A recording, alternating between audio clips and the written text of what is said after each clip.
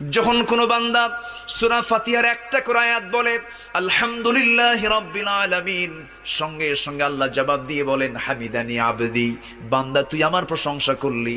আর রহমানির রহিম যখন বলে আল্লাহ বলেন আসনা আলাইয়া আবদি।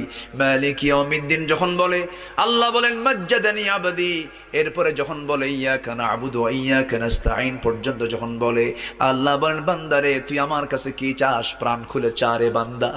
ইহদিনাস সিরাতাল মুস্তাকিম থেকে শুরু করে নিয়া ওয়ালাদ-দাল্লিন পর্যন্ত যখন বান্দা বলে তখন আল্লাহ বলেন বান্দা নামাজের মধ্যে এমন প্রেমের খেলা খেললি বান্দা, তুই যা চাইলি সব আমি আল্লাহ কবুল করলাম।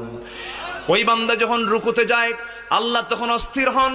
ওই বান্দা যখন সিজদায় যাওয়ার জন্য প্রস্তুতি নাই, সমস্ত ফেরেশতাকে ডাক দিয়ে বলেন ও ফেরেশতারা, এই বান্দাগুলো আমাকে দেখলো না, রাসূলকে দেখলো না, কোরআনকে দেখে হাদিসকে বিশ্বাস করে আমাকে খুশি করার জন্য তার সবচেয়ে সম্মানজনক